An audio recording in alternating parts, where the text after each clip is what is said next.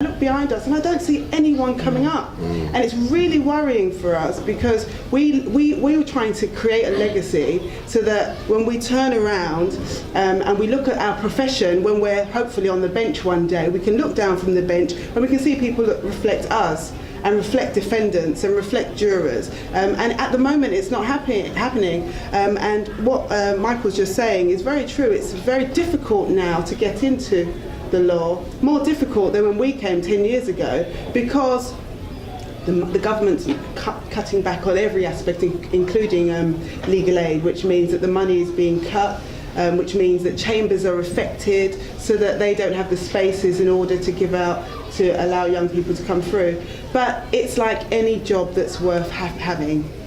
You can have a job and go to work every day and complain and come home and be fed up to have to go back to work tomorrow, or you can have a career and a profession. And this is a career, it's a profession, it's for life. You know, it's not for 5 years or 10 years. This is what we're going to do for life, hopefully. We may have other strings to our bow, but this is our core. And so it may be difficult, but I can tell you one thing, it most certainly is worthwhile. It's one of the most rewarding jobs I can ever imagine there is. And whether you're prosecuting or you're defending, it's the kind of job that you have to do from the heart. You have to have a passion about it. And so I do, and I always try to encourage young and old, men and women of colour, to come through and just continue where we're going to leave off. I'll tell you a little bit about how I got into law. When I was very young, I used to spend a lot of time with my grandparents, and I didn't talk at all as a child. I was very quiet, very insular, but shut your mouth. Sorry. I'm very surprised to hear that. I didn't talk at all. You know, my parents would tell stories that they never managed to have a conversation with me when I was growing up. But the only person I did talk to was my granddad. My granddad was very old. Again, he didn't speak. We used to speak to each other. And of an evening, you say to me, "Why you chat so much? If you're not a lawyer when you grow up, I don't know what you're going to be." And I said, "What's a lawyer, Granddad?" So I just lived with that whole, I'm going to be a lawyer. So anyone asked me what I was going to do, I was going to be a lawyer. I didn't know what it was. And then I got to secondary school. I had a difficult time at school, managed to get kicked out many times, got through school eventually, decent grades, went to college.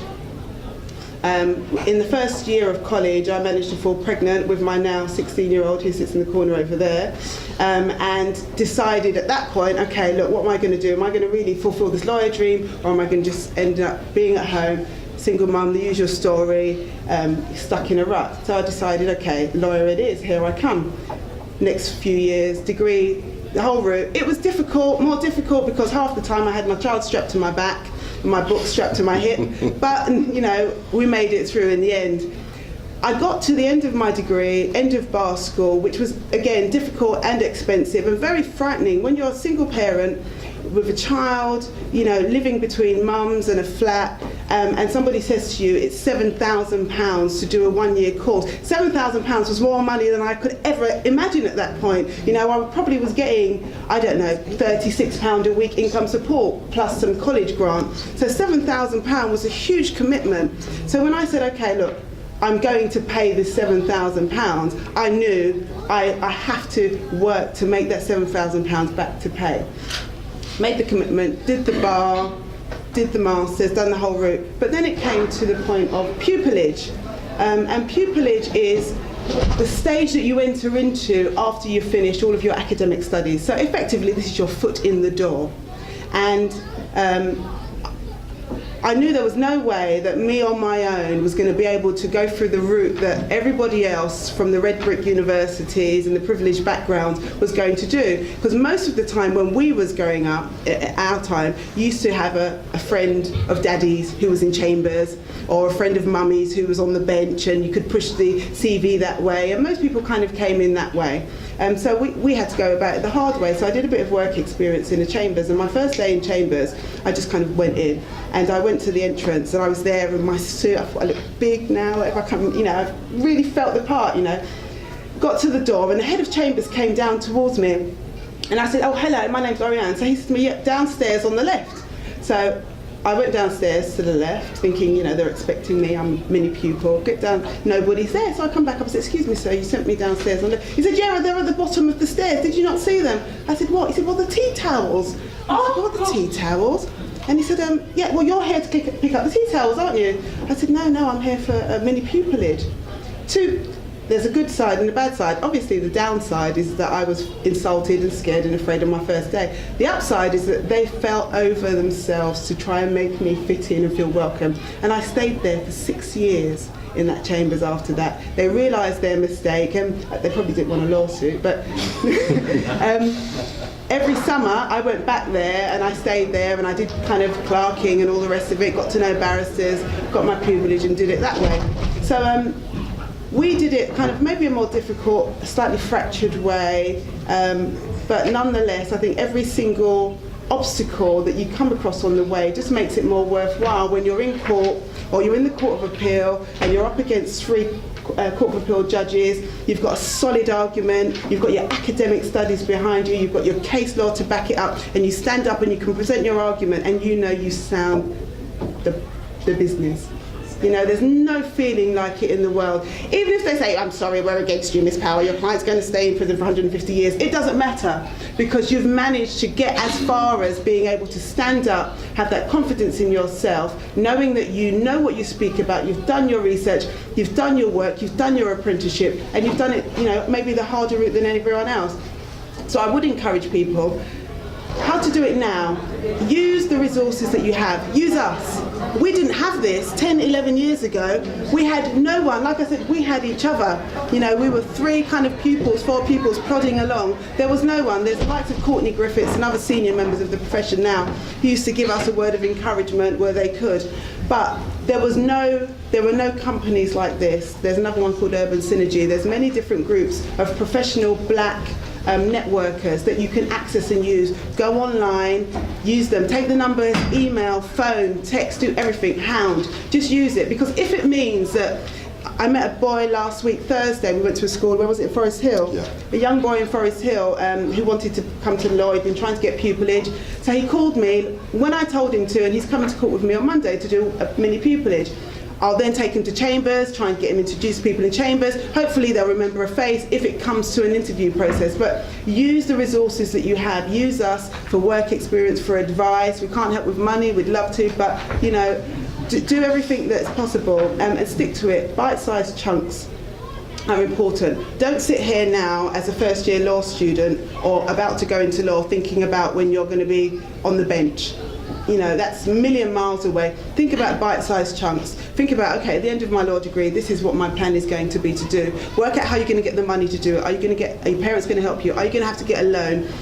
Is your credit good? Are you going to have to get finance? All of these things, do them in bite-sized chunks, work them out and stick to them. Review it every year, at the end of every year, whether it's before September or whether it's, I don't know, January. Review it, make sure you're still on track.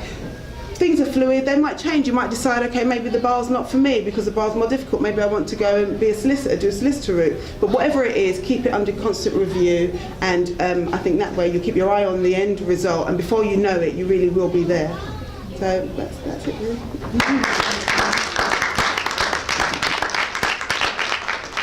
I'm going to say very little about myself. My name's Gary Green. I'm a criminal barrister who defends from a chambers called Tooks Chambers, which is the chambers of Michael Mansfield Queen's Counsel.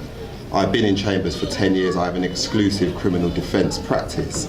I'm going to speak very little about me because I'm sure there'll probably be some questions after, and I think you've heard 3 wonderful stories already.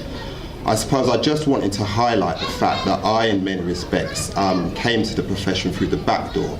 It's wonderful when you can be inspired, perhaps like Michael and Cheryl and Laurianne to some extent, from a young age. But I also want to speak to those people who think about coming to law either as a second career or perhaps a little later in life. When I was in secondary school and I was approximately about the age of 18, my head of year, following the most recent of many various exclusions and suspensions from school, had a conversation with my mother, and he told my mum that if I was going to carry on in the way that I was likely to end up in Brixton prison. And years later, in many respects, he turned out to be right, because I've since been in Brixton prison, Pentonville, Feltham Young Offenders Institution, and a number of other prison environments. But fortunately, I was there to represent my client. and to see them in conference, not as opposed to what he had foresaw as a prisoner in that particular environment. And I tell you this story because I didn't actually come to law till very late, until I was actually 25. I started my degree at this university, in fact. So it's quite an irony being back here now. And I had no ambition at all as a young person to study law. I was completely alienated from my education because of the experiences that I had as a young black male during the 80s, growing up in Lambeth, and effectively school being a battleground alongside other areas of public institutions being battleground. So I had no ambition at all, no thought that somebody like me could come to law at all.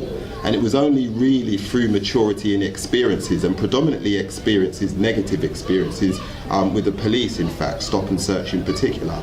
And it was those experiences, and growing up in Lambeth during the 80s, which was a political hotbed at the time. You know, there were every sort of adversity which could affect a particular area of London affected Lambeth. Whether it was poor housing on the estate that I grew up on, whether it was poor education in the schools that I went to and teachers didn't really give a damn. Lambeth suffered a number of social ills, and I'm sure all of you will remember, those of you who are old enough, I hope there are a few, the civil disturbances and uprisings during the 80s. Some people refer to them as riots, I don't. And so that was my experience as a young person growing up.